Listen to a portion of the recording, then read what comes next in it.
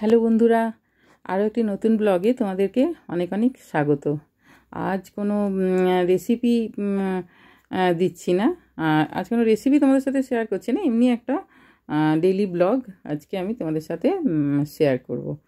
তো এই যে আমাদের রিকসোনা খেলাধুলো শুরু হয়ে গেছে তার, তাকে ওর মামাম স্নান টান করিয়ে দিয়েছে। আর ভীষণ গরম, তো ওই জন্য একটু তাড়াতাড়ি স্নান করে দিয়েছে। আর আজও একটু ব্যস্ত আছে, ও একটু কাজ আছে, তো সেই জন্য তাড়াতাড়ি স্নান করিয়ে এখানে খাইয়ে দাইয়ে তাকে এখন খেলার সমস্ত জিনিসপত্র দিয়ে দিয়েছে। এদিকে বই আছে, স্লেট আছে, সমস্তই আছে। তো সে এখন দেখছি রান্না করতে ব্যস্ত, মোটামুটি আমাকে রান্না করতে দেখে তো, এবারে সেই জন্য সে এখন রান্নায় ব্যস্ত। ওই যে খুন্তি নিয়ে এসছে রান্নাঘর থেকে, আর এই যে স্লেটটা দেখছো, এটা হচ্ছে ডিজিটাল, মোটামুটি লিখে তারপরে ওই সুইচটা আছে, ওটা প্রেস করে দিলে সমস্ত মুছে যায়, ডিলিট হয়ে যায় সমস্ত। তো সেটাও আমাদের রিকসোনা এখন শিখে নিয়েছে। যাই হোক, ওর মধ্যে আঁকিবুকি কাটে। এখন খুব একটা তার দেখছি ইচ্ছে নেই, এখন সে রান্নায় ব্যস্ত হয়ে পড়েছে। আর এদিকে আমি সেরকম কিছু আজকে রান্না করিনি, আর তোমাদের সঙ্গে শেয়ার করতেও পারিনি, আমি শ্যুট করতে পারিনি। তো আজ আমি ওই পুঁই শাকের ঘন্ট বানিয়েছি চিংড়ি মাছ দিয়ে। তো তার জন্য এই যে পুঁই শাক আর বেগুনটাকে আমি তেলে 5 ফোড়ন আর শুকনো লঙ্কা ফোড়ন দিয়েছি, 5 ফোড়ন আর শুকনো লঙ্কা দিয়ে তারপরে ভেজে তারপরে ওই পুঁই শাক আর বেগুনটা দিয়ে একটু লাল লাল করে ভেজে নিতে হবে। তারপরে সামান্য একটু জল দিয়ে একটু নেড়ে চেড়ে নিয়ে তারপরে এর মধ্যে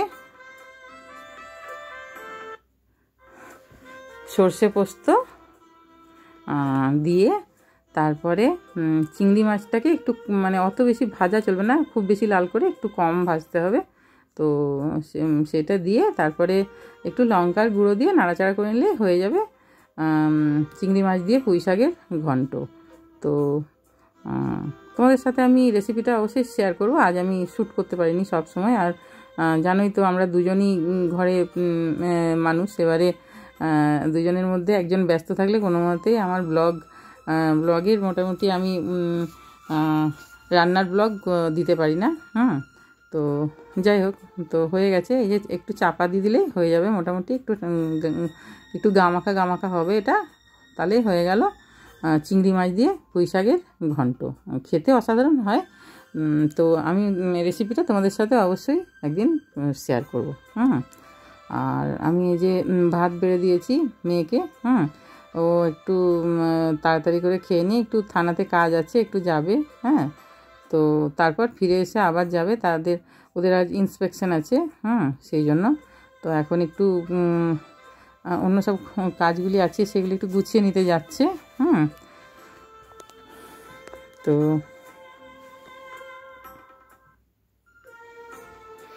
এই যে তারপরে এই যে ফিরে এসে ইউনিফর্ম পরে তারপরে এই যে সমস্ত রেডি হয়ে তারপর যাচ্ছে।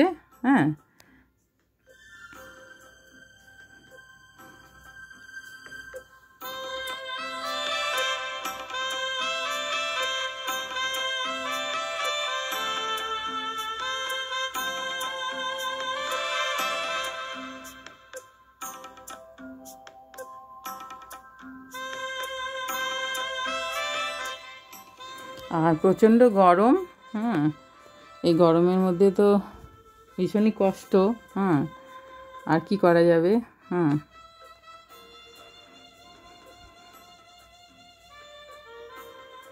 চাকরি তো করতে হবে গরম হলেও। এবারে যাই হোক, এবারে আমাকে দেখাচ্ছে, দেখো মা সব জায়গা ঠিক আছে কিনা। এবারে আমি তো এসবের অত কিছু বুঝি না, তবুও মাকে দেখিয়ে অনেকটা মনে হয় মেয়েরা স্বস্তি পায় আর কি, শান্তি পায় যে মা যখন ঠিক বলেছে তখন ঠিক, এরকম আর কি ব্যাপারটা। তো মোটামুটি এই যে রেডি হয়ে গেছে। আর আমাদের রিকসোনাকে ওই পাশের ঘরে মোটামুটি ওকে খেলতে দিয়ে এসছে। ও খেলনাপাতি নিয়ে খেলাধুলো করছে। তা না হলে এখন মাম্মামকে যদি দেখতো ওর যে ড্রেস ইউনিফর্ম পরে যাচ্ছে তাহলে তো আর রক্ষে নেই, সেও যাবে। তাহলে এখন একটু বড় হয়ে গেছে না, ওই জন্য যেতে দেখলেই মানে জেদ করে। আর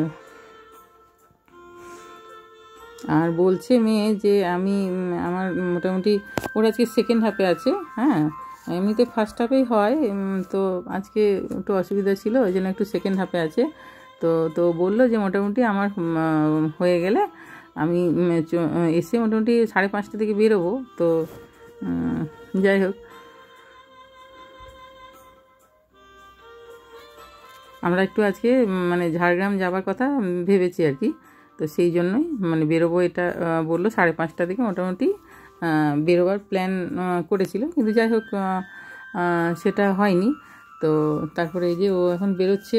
এটা আমার যেখানে বাড়িটা আছে না, বাড়িটা থেকে মোটামুটি থানাটা হাঁটা পথে খুবই কাছে। হ্যাঁ, ওই 1-2 মিনিটের রাস্তা। তো সেই জন্য ও আর মানে স্কুটি আর বার করে না, শুধু শুধু বলে এইটুকু আমি হেঁটেই চলে যাব। হ্যাঁ, এবারে তারপর আমাদের মোটামুটি বেরোতে বেরোতে ওই 6টাই হয়ে গেল। 6টাই হয়ে গেল। আর কেরানিতলার আগে মিয়ামরের একটা দোকান আছে, তো সেখান থেকে ও কেক নেবে বলে হ্যাঁ ড্রাইভারকে বলছিল যে ওখানে থামাতে, কিন্তু ড্রাইভার বলছে যে ওখানে থামানো যাবে না, ওখানটা খুবই ব্যস্ত জায়গা। ওখানে মানে ট্রাফিক ভীষণ, ওখানে ট্রাফিকের ভীষণ ওখানে জ্যাম হয়। তো সেই জন্য ওখানে দাঁড়াতেও দেবে না। তো সেই জন্য আর কি একটু এগিয়ে দাঁড়িয়েছে। আর মেয়ে গেল মিয়ামর থেকে কেক নিতে। আর ছেলের আর জন্মদিন আছে, তো অন্য বাড়ি তো জন্মদিনে অনেক কিছু বানাই খাওয়াই, এবারে যাই হোক ওটা আর হয়নি। কি আর করা যাবে। হ্যাঁ, তো ইচ্ছে ছিল যে আগের দিন যাওয়ার, কিন্তু ওই দিনেই মানে ইন্সপেকশনটা পড়ে গেছে। তো মেয়ে তো তাহলে যেতে পারবে না, ও যাবে বলেছে। তো এই জন্য এবারে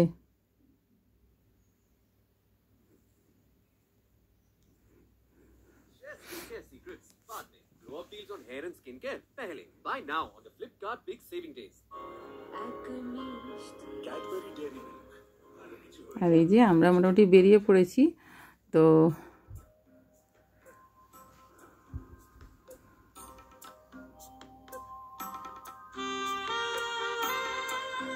আসলে কি বলো তো, মানে ঝাড়গ্রাম ছেড়ে থাকতে ভালো লাগে না, ওখানে তো অনেক স্মৃতি। এবারে সেই আমি আর আমার হাজব্যান্ড মিলে সেই যে মানে ওখানে বাড়িটা সেই আমরা তো 0 থেকে শুরু করেছি না সব কিছু। এবারে ওখানে তো আমাদের কোনো বাড়িটারি আগে ছিল না যে সেখানে কি একটু কাজ করেছি, সেরকম তো ব্যাপারটা না। আমরা সেই শুরু করেছি দুজন মিলে, সব কিছু প্ল্যান করেছিলাম। হ্যাঁ, এবারে সে এখন নেই।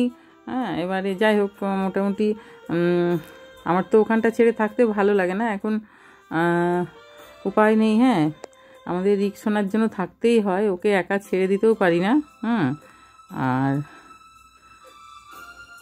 আর মেয়েকেও একা একা মানে ছেলে বাচ্চা নিয়ে ও কী করেই বা একা একা মানে সামলাবে। তারপরে এরকম একটা ডিউটি, এরকম একটা চাকরি, এবারে তোমার ওই জন্যই আমাকে থাকতে হয়। আর আর আর ঝাড়গ্রামেও তো প্রচুর স্মৃতি, অনেক বছর হয়ে গেল, ওখানে প্রায় 23-24 বছর হয়ে গেছে। হ্যাঁ, তো এবার ওই স্মৃতি ফেলে আসতেও খুব খারাপ লাগে, আর অন্য জায়গায় থাকতেও মানে খুবই খারাপ লাগে। তবু ওই রিক্সোনার মুখ চেয়ে থাকতেই হয়। আর রিক্সোনার মুখ চেয়ে থাকতে তখন আমার মানে আমি সব কিছু ভুলে যাই। আর এইভাবেই তো আমাকে থাকতেও হবে, বাঁচতেও হবে। তো এই যে মোটামুটি আমরা এখন ঝাড়গ্রাম পৌঁছে গেছি। এমনিতে খুব স্লো চালিয়েছে গাড়িটা, তা নাহলে হয়তো বা আরেকটু আগে পৌঁছে যেতাম। আর রিক্সোনাকে আসলে ওখানে ছেড়ে আসতেও আমার মানে খুবই দুশ্চিন্তা হয়, হ্যাঁ, অন্য লোকের কাছে। আর ওই জন্য ওখানে ওকে একা একা ছেড়েও আমি চলে আসতে পারি না। তা না হলে হয়তো আসা যাবে, মেদিনীপুর থেকে ঝাড়গ্রাম তো বেশি দূর না, হ্যাঁ, এবার আসাই যায়, কিন্তু ওকে ছেড়ে না সবসময় আসাও যায় না, হ্যাঁ। আর আর আমাকে ছেড়ে একদম থাকতে পারে না, আমাকে মানে মানে ভীষণ চোখে হারায়। এবারে আমাকে একটু না দেখলেই আমাকে খোঁজে, হ্যাঁ, বলতে জানে না কিন্তু খোঁজে আর কি, কোথায় গেল এরকম একটা মানে সব সময় খোঁজে। এবারে ওর মাকে ছেড়ে ও মোটামুটি 7-8 ঘন্টা থেকে যাবে, হ্যাঁ। ওর মা কোনো কোনো সময় একটু বাইরে গেল, তখন কিন্তু আমার কাছে ঠিক থেকে যায়, কিন্তু আমাকে ছেড়ে একদম থাকতে পারে না, হ্যাঁ। সেই ছোট্টোবেলা থেকে তো আমার কাছেই বড় হয়েছে, তো যাই হোক, এইভাবেই চলছে আর কি। আর এবারে দেখো আমার ফিলিংসটা শুধু আমিই বুঝি, হ্যাঁ, যে ঝাড়গ্রামটা ছেড়ে থাকতে আমার ঠিক কতটা কষ্ট হয়। এবারে অন্য কাউকে আমি বোঝাতেও পারবো না, আর সে বুঝতেও পারবে না, হ্যাঁ। তো সবাই ভালো থাকবে, হ্যাঁ, বাই।